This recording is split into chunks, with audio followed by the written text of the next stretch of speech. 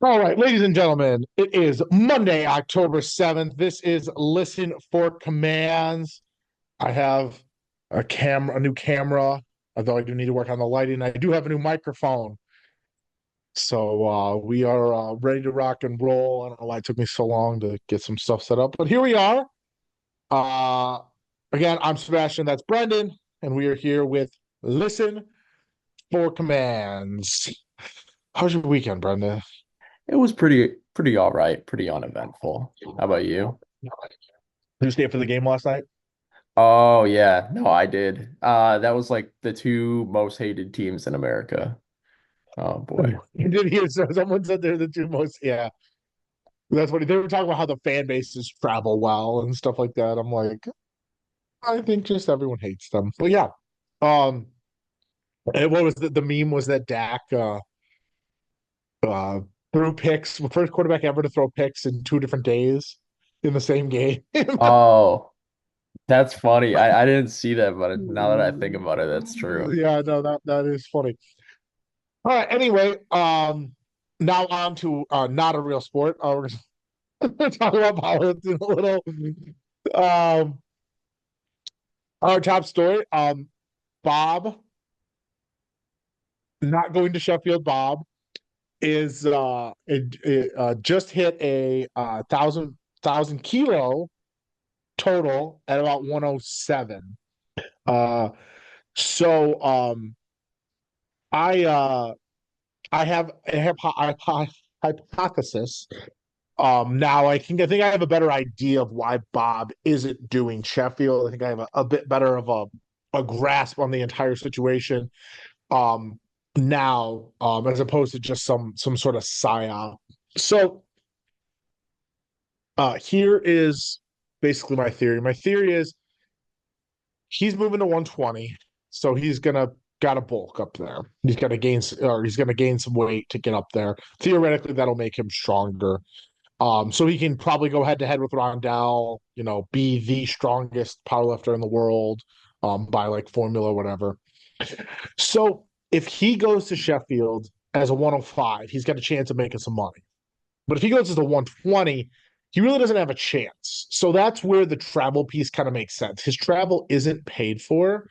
So he's not going to go in there and compete. If he's trying to bulk to 120, he's not going to go in there and compete at 105 to try to make money. He's going to bulk up to 120. So I think that gives me a bit of a better insight that this isn't some sort of game he's playing. Um, where basically he's not going to make any money if he's the 120. So he's just going to skip it basically because his travel isn't paid for and it'd be like 5 grand for everything all in to go there and do all the stuff.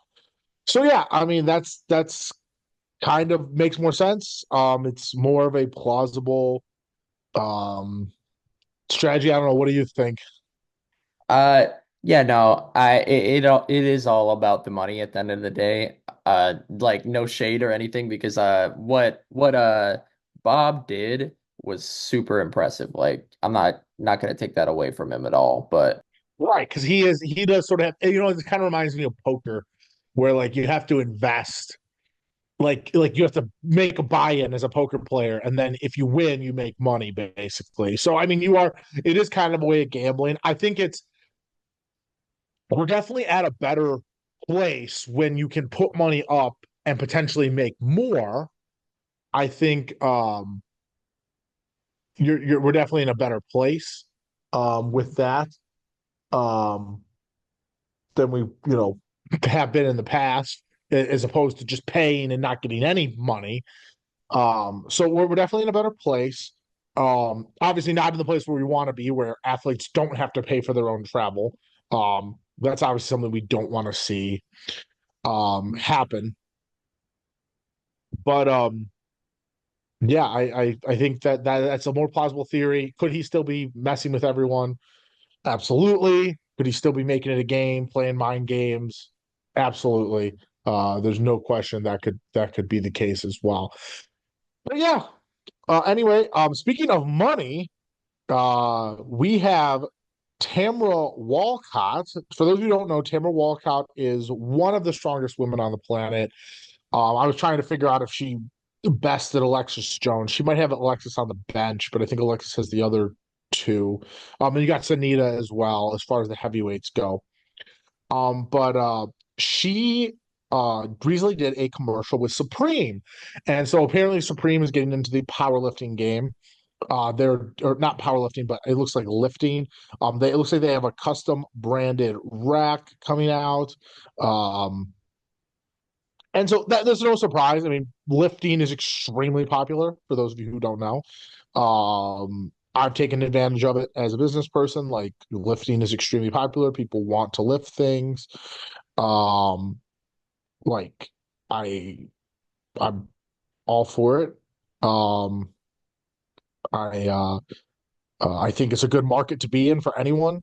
You've seen like Gymshark and Young LA and all these other companies, and really take advantage of the fitness market. Rogue, I obviously Hammer Strength's been around for a while. So to get into fitness, I think they're getting into fitness more as like an edgy thing. I think they're just putting their branding on what looks like a Rogue rack or a Timu rack. They're selling the rack plate set for $3,900. So let me do quick math. That rack's about 1,200. The bench is about 500. The barbell set maybe 500 with the plates and stuff. So yeah, they're doing a 100% markup to put the Supreme name on there, but I'm guessing it's a one of one thing. Um, so would you buy a Supreme? Uh, I'd probably buy a regular one first, but then maybe I'd venture to that. we're back. Tried the new mic. It was echoing for him. So we're back. Would you buy a Supreme rack? And I think Brendan said that he just wants to get a regular rack first. Yeah, yeah, I don't know about all that. I think they probably like made one single thing of it and then didn't anticipate that anyone else would buy one. I don't Well, know. then it Most sold out, which I mean, I think all these brands do this game where why does everything always sell out? It always sells out. Everything. How does everything sell out? And so yeah, it's hilarious. But this is okay. So this happens every time. Every time powerlifting interacts with another major brand in like literally any way. And actually, I'm guilty of this too. When we had the DraftKings thing, I was like, "Oh, this is it. This is for power. This is gonna launch powerlifting into the stratosphere, right? People are gonna be able to bet on it. We're gonna have." And very quickly, I realized that despite the DraftKings thing not like fulminating, even if it had, it's not that's not what how the world works. And we talked about this before. There are no silver bullets. There isn't going to be one. There isn't going to be one magical thing that is going to change powerlifting dramatically. And we saw this. We've seen this. We saw this with Sheffield, right? Sheffield did not change powerlifting dramatically among the general population. Now, it might have changed powerlifting internally, and it is for sure good for the sport, but it doesn't really change powerlifting standing on the world stage. Like powerlifting isn't any more popular because of Sheffield on the world stage. Now, I think there is a path where Sheffield gets regular powerlifters more engaged and keeps them coming back. And because of that, they stick in the game longer and they'll work with other people and they see that there's a path. But again, I'm still of the mindset that Sheffield is still actually turning into a bad thing for the sport because it's artificially suppressing. Um, it's basically creating this artificially high prize pool, and so because the prize pool is artificially high, um, no one else can enter the market because it's being funded from an outside source. And so, like, that's totally up to them. Like guys, it's not like if they want to pump a bunch of money into an event, um, and take a loss on it and become what's called like a loss leader. Like Walmart's a loss leader. Like they'll charge if a box of toilet paper costs $10, they'll sell it for $9 just to get people into the store, and then they can sell all their other products that are marked up. So it's called being a loss leader. So if they want to be a loss leader, that's fine, and maybe that works over time. But right now, it's artificially inflating the basically the salaries of athletes, and so no, like it's hard for other people to enter the market. And obviously that's why I've gotten into the fundraising game. I need to raise capital so I can pay athletes more, and it becomes more of a competitive thing, which is great for the athlete. The athlete in the middle of a competition of trying to uh, raise money is great. And I think it's another thing. It just reminds me of like there's a lot of soccer leagues out there. There's like the Premier League, there's MLS. And so, what you have to do is if you're not the Premier League and you don't have and you're a lesser league like the MLS, which you just don't get as good of a talent. And like that's kind of the thing right now is like I just won't have as good of a talent when I start to pick these people up because I kind of just have a different structure. Like I just simply refuse to create money losing events. Like I just won't do that because that's just not sustainable, like we've talked about. You know, now that we're running this podcast, this which doesn't really lose us money, but it doesn't make it well, maybe it does because I could be doing something else with the time. But like we like right now, my time is more valuable than this podcast is. But we do the podcast at a loss so that hopefully it'll grow over time. It's just making an investment, and there's nothing wrong with that. Now, what I would love to see is if they just expanded Sheffield to more stuff, they could probably. I mean, why? I just don't know why they don't have, but they don't. If it's as popular as if it's really sold out, that means I mean, why not split it into 2 days? Like, why not? Are there not options? Like, is there not a Saturday Sunday option? I don't. I'd love to ask those questions. Those Because are I the think people would buy questions. tickets to the other day. Like, I would love that. Um, I've heard that they think it's fine the way it is. They think the length of the event is fine. And I'm like, oh man, we are cooked. We're cooked. And I think it's actually more so because I don't think there's anything they can do. Because if they split the event in half, it becomes male and female. Because they can't split it by weight classes because then the people on the second day would have the advantage. Um, and the last thing you want to do is to split it into male and a female day because that's just gonna cause other problems. Um, so yeah, very interesting there. But on the sponsorship token in general, it's like everyone's looking for that silver bullet. Everyone wants the answer. The answer is it's not one supreme sponsorship, it's 50. It's consistently doing more and more and more, getting more sponsorships.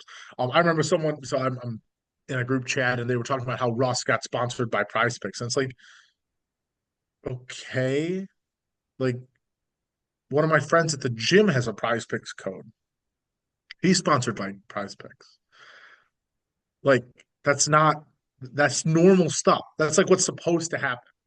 And so people think that somehow the sponsors come because of powerlifting, but it's not. That's not the opposite. It's when Patrick Mahomes gets a sponsorship from the NFL, it's because of the platform of the NFL that he gets a McDonald's sponsorship. McDonald's sponsoring him doesn't grow the. I mean, it might grow the NFL in some ways, but yeah, sponsorships are all good. Like there's no badness about this. I just want people to understand that like these little things like are good, but they're not going to completely change the game.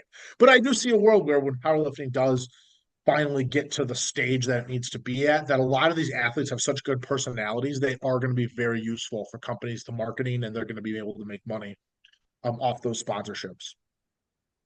Right. And like the fact that she got the sponsorship is really cool, but it's all about whether or not people will see that. And it's like we see that as members of the powerlifting community, and it's like, wow, that's dope, but it's not going to draw attention from like other people and then like, influence Right, them to right. become like powerlifters. I mean, it Yeah. might, but that's like a really, No, really no, yeah. I mean, that's so interesting. So that is interesting that it could it potentially go the other way?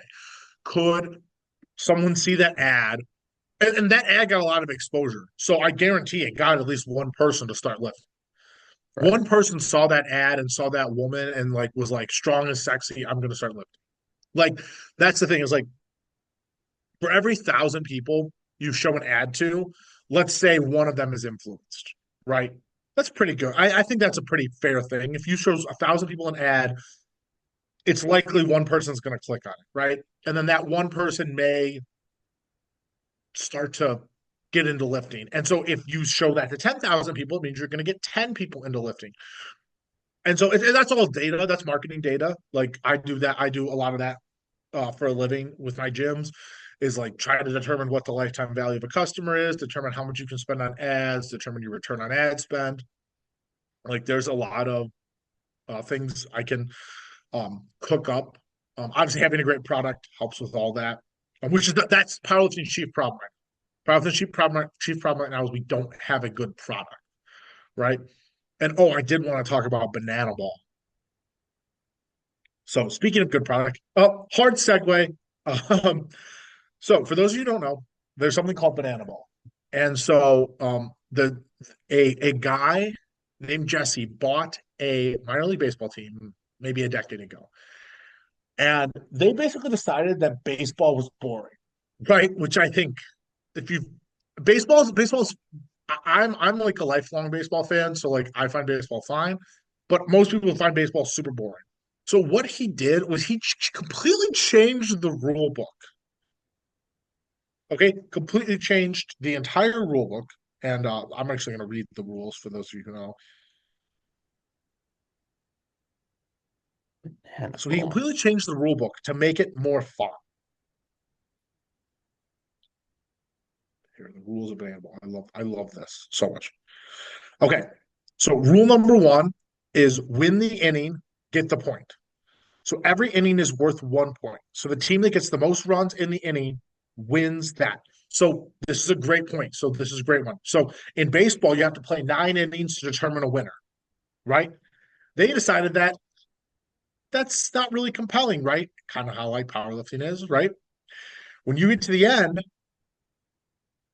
they determine the winner there. And so it's so interesting because that kind of it goes along with one of my points I make where you have 9 lifters in a flight and you have to wait for the top three, right? You have the 12 lifters in a flight and only the top three are competitive. And so I'm like, oh, like that's definitely interesting. Okay, 2 hour time limit. This is baseball is historically like 4 or 5 hour games, way too long. So no new innings can be started after 2 hours. Love that. Obviously, the way we do this for powerlifting is we just cap the number of lifters, have the spotter and loaders go super fast. Like there's ways we can determine it. No stepping out. If the hitter steps out of the box, it's a strike. I don't know if there's something like that, particular powerlifting. No bunting. Bunting sucks. If a hitter bunts, they're ejected from the game. Okay, so this reminds me kind of. I'm drawing a lot of. I'm loosely drawing parallels here. Keep in mind, bunting I think is equivalent to like probably not sumo, but probably like bench. Like bunting is like this, doing that on a bench press, right? Same thing. Everyone thinks it's dumb. Even the people doing it are probably like, yeah, this is dumb. So yeah, I no see. I bunting, see the connection. no stupid bench arches. Okay. I want to see how, like bench press is the most famous lift on earth. Like we want to see how much you can bench. Like we like that. Like people want to see, oh my gosh, this woman benched 400 pounds. No one wants to see those stupid arches. Stop. I don't, oh, powerlifting is about maximizing your leverages. No, it's not. It's about who can lift the most amount of weight. Like not not who can move the snail the first. Like just God. Batters can steal first. That's crazy. Love that. No walks allowed. If a pitcher throws the ball four, it becomes a sprint. The hitter will take off running, while every defensive player must touch the ball before it becomes live. That's a crazy rule. Um, yeah, that's like adding like twists. right? That's like adding like a wild card lifter or something like that. That may be too far for me. No foul minutes allowed. Let's keep the game moving. Is that like a replay? I like the idea of replay and powerlifting. Like, I want the meet to be paused. I want the announcers to talk about why the lift is good or no good. Like, I want mics on the referees. Right. This one is like is if a fan catches a fall ball, it's an out. I love that rule.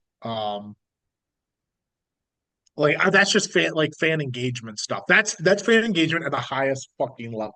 We just need basic fan engagement here. We need like let's get loud. We need that for sure. Like we need someone says make some noise like on the jumbotron with the lightning. I'm doing that. I gotta set that up. I gotta set up like a big TV to say make some noise. Yeah, definitely doing that. Showdown tiebreaker. God, I want to find a way to make it like your third attempt deadlift like worth like double points or something. I think that would be just Hmm. crazy. Yeah. Can't do. I don't want to do anything like that.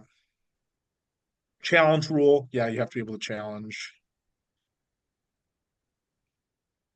So here's the thing. Okay, powerlifting sucks to watch. Okay, no one disagrees. Okay, absolutely no one. Um, it's not good. It's not a great spectator sport. So rather than trying to change spectators and beat the fuck out of them to get them to change, which isn't going to happen, by the way. Fans, if anything, fans want a more entertaining sport. Oh, and so back to Banana Ball real quick, just for some context. They're selling out football stadiums. They're gonna have 81,000 people at Clemson's football stadium to watch a fake Harlem Globetrotters baseball game. Okay, and so the reason it's not fake, so that's the wrong way to think. The reason it's different than Harlem Globetrotters, the Harlem Globetrotters was fake. This is real. The either team can win. Like this is a real baseball game. Like they're playing real baseball with just cracked out rules. And so that's the same thing we need to do with powerlifting is we need to change the rule book to make it more entertaining. Now, I still want to keep powerlifting. I want to keep the spirit of powerlifting intact. Okay. I want to keep like that core, that spirit of like three attempts, who can lift the most. I want to keep that intact, but we have to just mold the rules to make it more watchable. I'm not asking to change like I'm not asking to add a fourth lift. Okay. I'm not asking to go to two attempts. I'm asking that we do what we can to mold powerlifting to make it more watchable. And my ideas and my concepts and the things I throw out are not controversial. Okay, having fewer lifters is fine. There's nothing wrong with having fewer lifters. Now, does it leave some people out? Yes, but welcome to professional sports. People get left out. It's what happens. That'll make the event shorter. Um, like, it's no longer going to be an individual sport because individual sports are boring, right? There are no exciting individual sports except for the UFC. And people are getting punched in the fucking mouth. Of course, it's going to be entertaining. And even the UFC, some fights like actually, I would argue 90% of UFC fights suck. But the 10% make it worth it. I watch a lot of UFC, um, and that's the only successful individual sport right now. Is the only one. Even golf is moving towards teams. I would argue golf is successful in its own way. I think even they realized they needed to move to teams. Um, If we want to draw a bench arch comparison, I think the perfect one is grappling in the UFC. People hate when people are like wrestling around on the floor and like you could hear the crowds like in the background just like booing. It's like imagine if we're at Sheffield and somebody whips out like a bench arch and just the crowd starts booing. That would Yeah, be well, that's the problem too. Is like no one boos in powerlifting. Like that's so lame. Like when the referee makes a bad call, you're supposed to boo, and that's why like it's so lame, so lame. Um, those referees are lame. so soft. They would get so offended. It would be crazy. Um, because like everyone's like a volunteer, so they like get their panties in a fucking bunch. Yeah, Okay, yeah. That's another problem. that's a. I mean that gets strong leadership cures all that stuff. Like literally, like if I had referees who ever had those problems, I'd be like, listen. this is not about you. I literally sit down with all the referees and be like, this is not about you, right? It's not. Powerlifting isn't about you, right? It's about the fans first, and then it's about the lifters. You're getting paid to do a job, right? That's it. Like you do your job, right? And if you don't do a good job, we find someone else. Like that's kind of not that not that complicated, actually. Um, but yeah. Let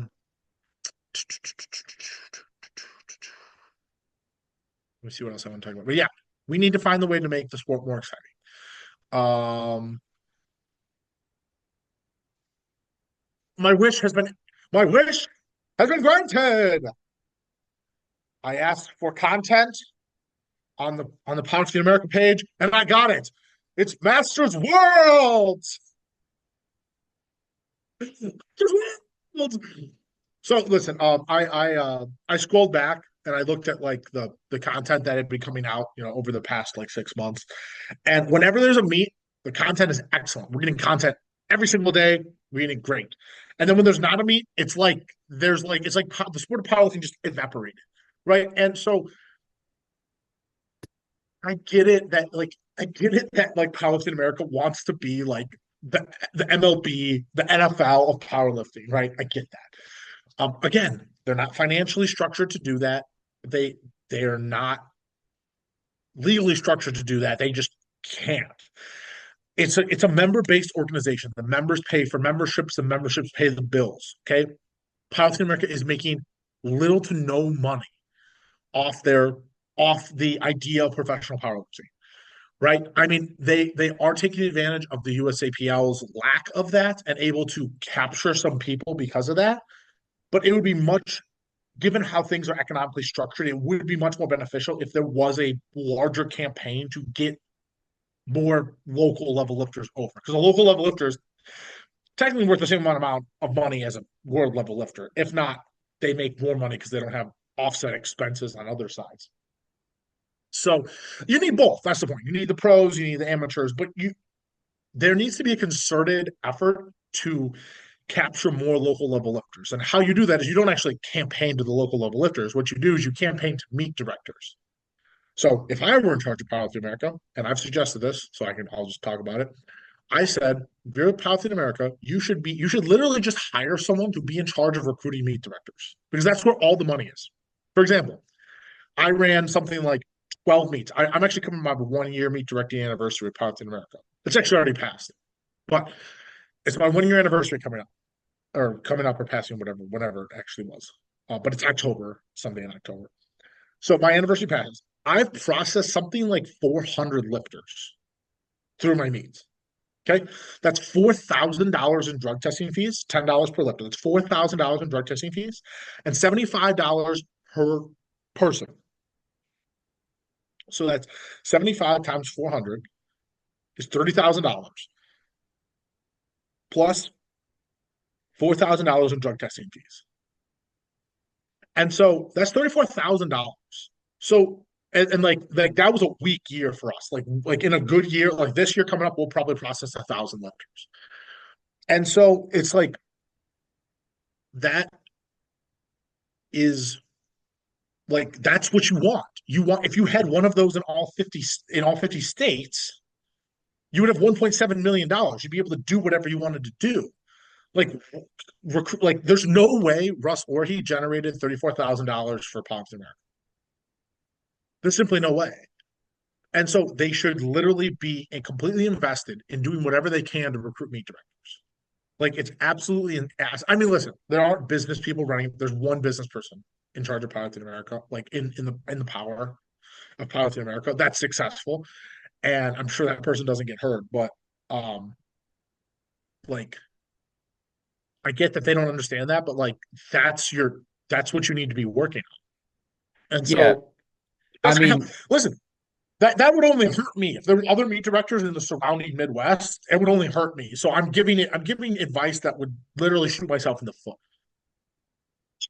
yeah, So so there's no it's not bias. really biased advice. Like, oh, more people need to run meets, the federation will grow. You need to cater to meet directors, right?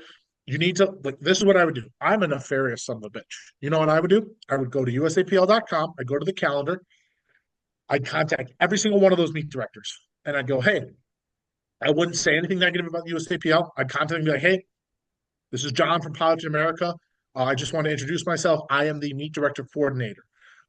We are in desperate need of meet directors. We have too much demand. We don't have enough meets. We'd love to have you on board. This is what we offer, right? We offer same day sanction approval. We offer these resources. We offer this. And I would put together this like comprehensive program. I'd put together this turnkey solution and I'd give it to all the meet directors. I'd give training. I'd connect people with sponsors. I would do everything I can to help because the meet directors are the franchisees of powerlifting, right? And I just spelled it out how they make money. Like Powerlifting America has an interest in doing that. And then I'd also work on like starting my own meets up as well, as opposed to like, I mean, obviously I don't want to build a business on poaching. Um, but like just offer something better. Hey, we're offering no sanction fees. You can run as many meets as you want because of the open sanction policy. It's like it's a win for everyone. So like that's what I would do. I'm nefarious, of course. Um, but Also yeah. successful though. So think about that in context. I'm not doing anything illegal. I'm not doing anything illegal. Probably nothing unethical. It's just you're allowed to offer people better products and services. And if they don't, and if they find it better, they're going to take it. So Good yeah, business you're not isn't the always like, super cheery, happy, whatever. I mean, it's like sometimes you got to do stuff like that where you offer somebody a product that is better.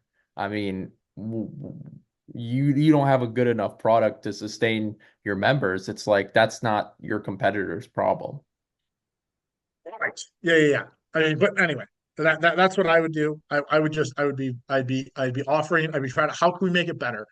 How can we offer better stuff to meet? I know a lot of meet directors have problems with the politics of sanctions and stuff. I would be all over that. I would be, what can I do for meet directors? I would so like literally I would be like, so how can I make my product so good that people can't say no? So like if I'm Powerlifting America, I'm like, okay, you're gonna get same day sanction approval, you're gonna get easy art. I mean, dude, USAPL, I saw some post somewhere that like they're not doing artwork approvals for 2 weeks. Like 2 weeks is 5% of the year. If 5%, if I lost 5% of my business, I'd blow my brains out. Like they're like that's 5% of the business. Like like like it's not acceptable for them to like go elope for 2 weeks and not approve artwork. The reason it's so important that you approve artwork is because you can't announce a meet without your artwork. And so that it's like the last piece of the puzzle to announcing a meet. But again, it's bureaucracy. It slows everything down.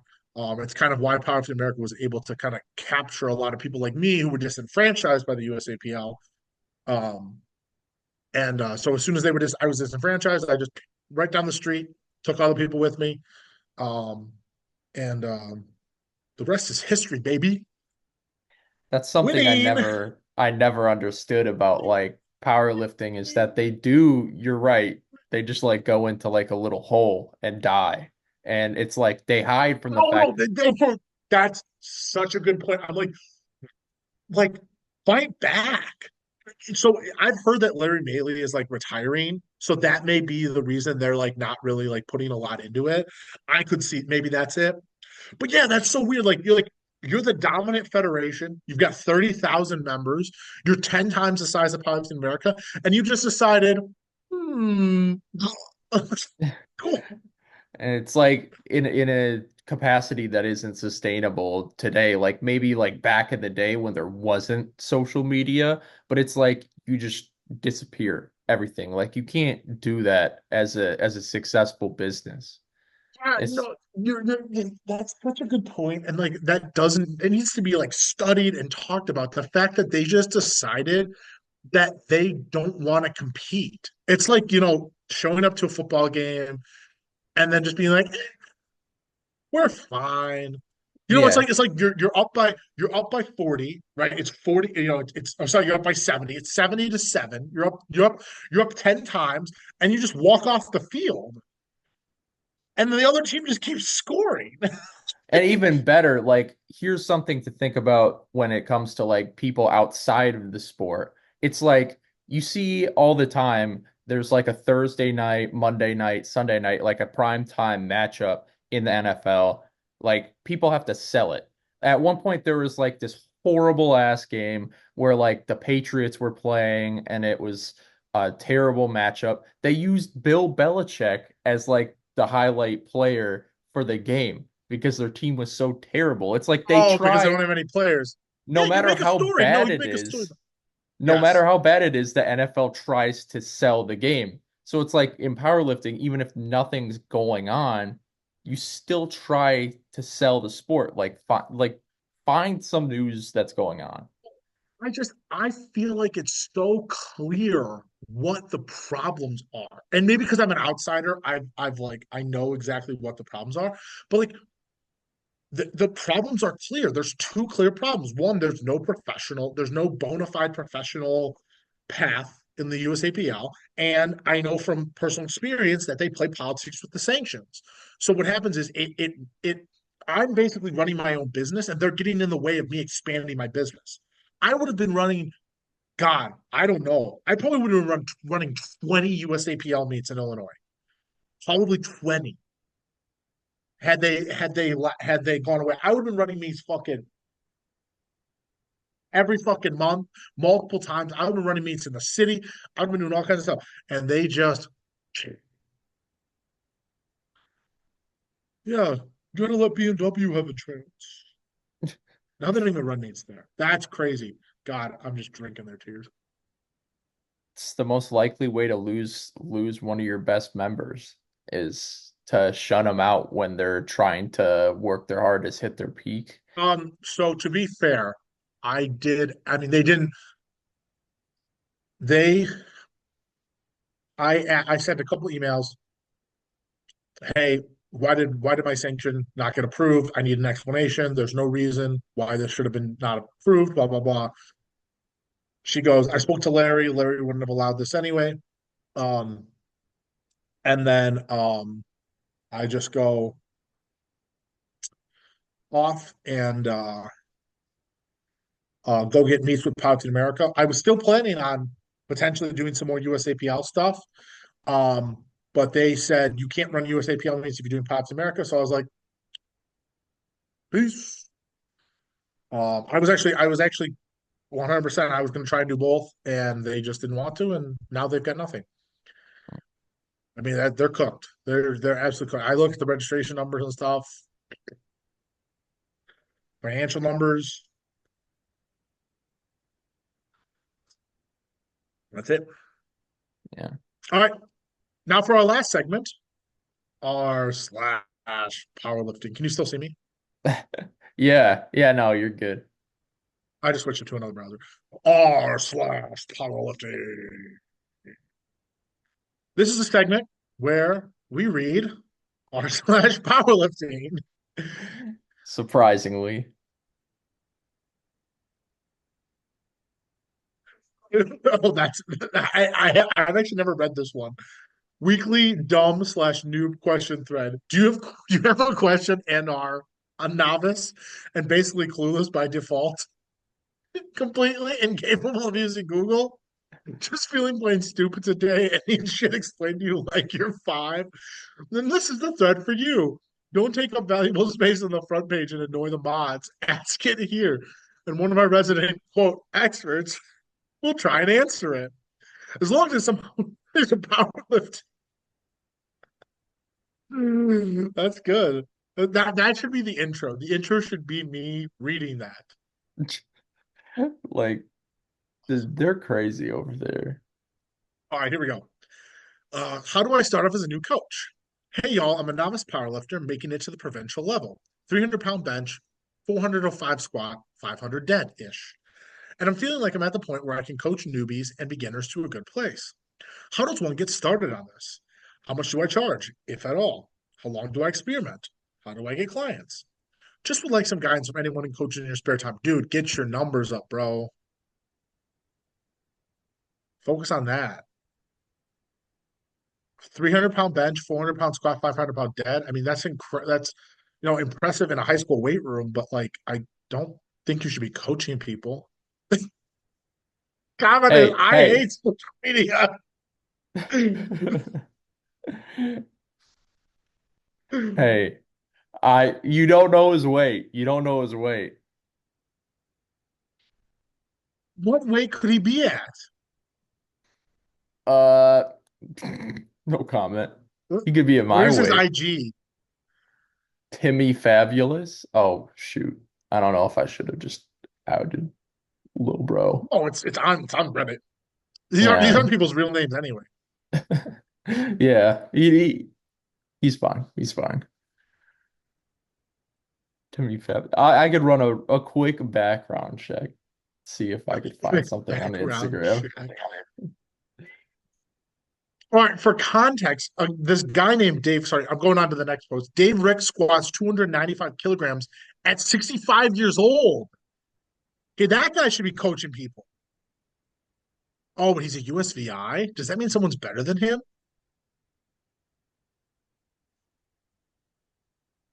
Usually, if they're USVI, it means that there's a better lifter in the US. Hmm. That's cracked. That is honestly crazy. That's honestly cracked. I won't lie. That's insane.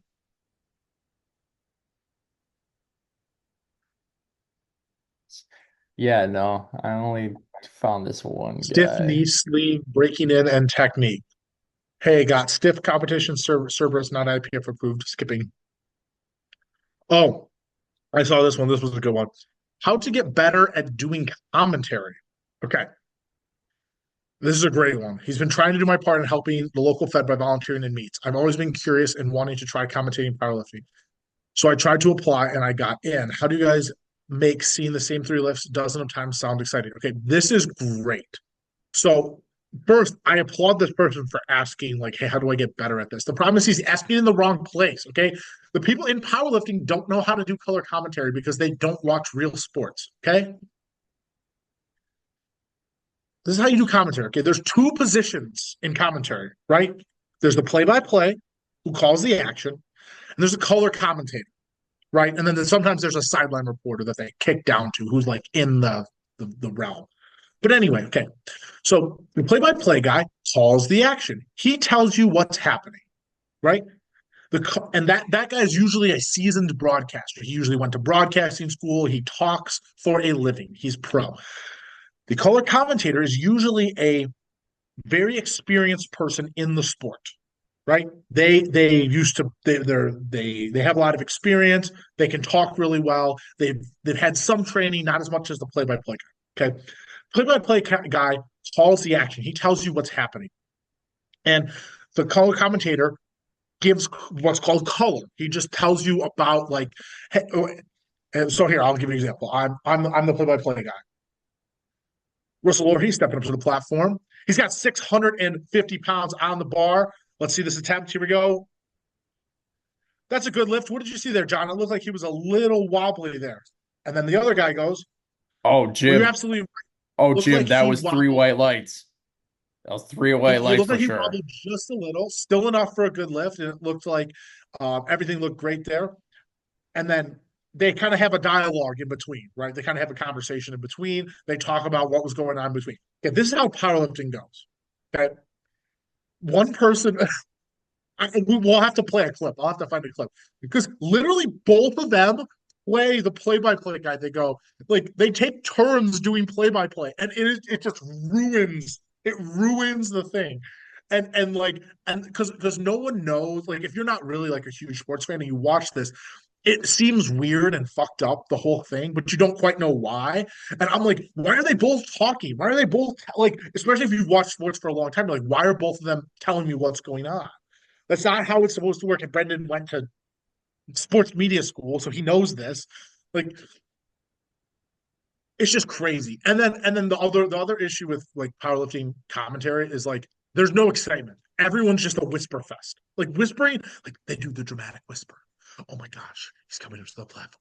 350 pounds. No, like have some excitement. Like he's got 800 pounds loaded onto the bar. Like you can have excitement. They're lifting massive amounts of weights. This is not a church. Um, so yeah. Anyway, if you want to be if you want to be good at broadcasting, know your role, do your role, right? Some like if you're the play-by-play person, call the action, describe the action. Oh, looked a little wobbly there, John. What'd you see? And then if you're the color guy, you go, well, it looked like he didn't quite nail his walkout.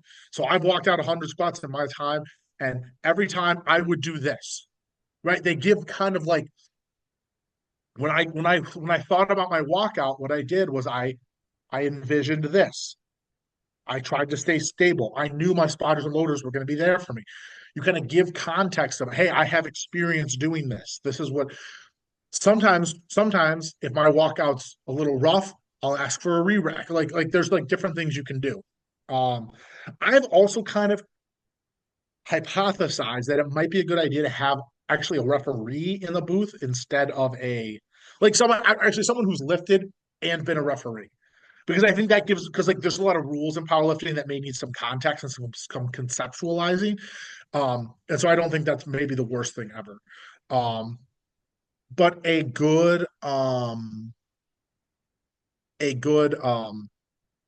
play-by-play guy will set up the color commentary. Hey, what'd you see there?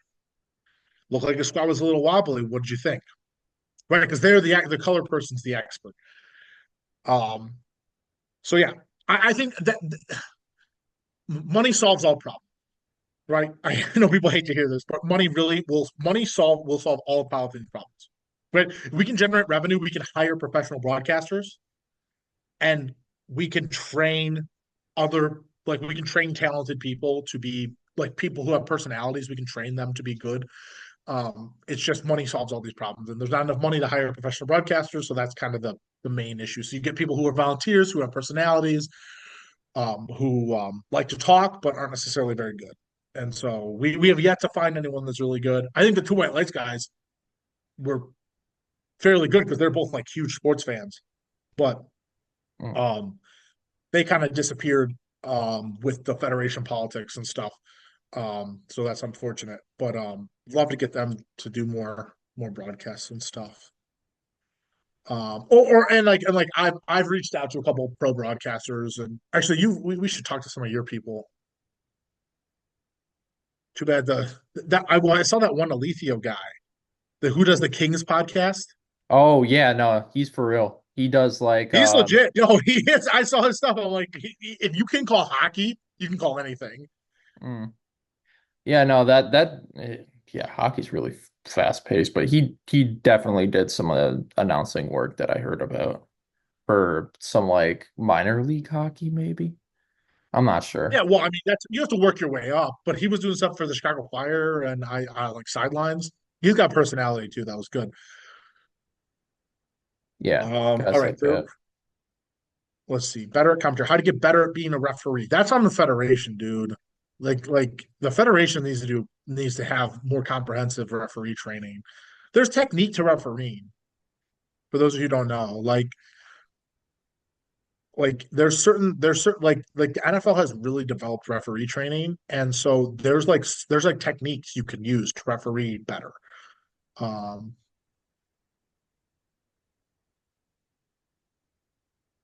there was one more I wanted to talk about. I don't think it made it up there. Let me see if It I was can. about someone's daughter starting in powerlifting Oh, I did see that one. at a school because this is that's one of the things I Okay, because the yeah. problem is a lot of these people just did you find it? It's like, oh, it's been deleted by the person who originally posted it. But let me see if I could like kind of see it. Yeah, I could see like part of it. I So don't know I'll why you just deleted it. I mean, it was a good post. He was like, hey, my daughter got recruited to be on the high school powerlifting team. Like, I'm concerned about her safety. What should I do? Blah blah blah blah blah. I'm like, why the fuck is he asking that question on Reddit? What is the coach doing? it's Send like home a guide. she is also the type to give 110% and hates failure. What do you That's just suggest? fucking. That's dad speak. I ignore that. I ignore that. I What deal do with you enough parents. suggest I get her safe? Let's see if I could see the replies. Oh, yeah, no, the replies are still here. Make sure she learns the correct form. Everyone has such other things he could do. Feed her. Well, I All saw. right. I'm like, guys. There's. You have to be. You. We're in the real world, okay? The suggestions you provide, it doesn't have to be the like. So that is true. Okay, hold on, 100%. They need to eat more. Okay, we live in the real world where perception and how people feel about things and how things work are different. So you have to quote handle with kid gloves. You have to be like you just have to make it more accessible and appealable. Okay, what are the appeals of strength training, right? You get stronger, you're gonna look better, you're gonna feel better, all those things. And like to just like eat more, like, oh, you gotta eat more. Like that's kind of a weird thing to be telling people. Like, you know, um, just have better, try to like curate your advice better. And then over time, obviously all that like have good nutrition. It doesn't necessarily need to be anything crazy. Um,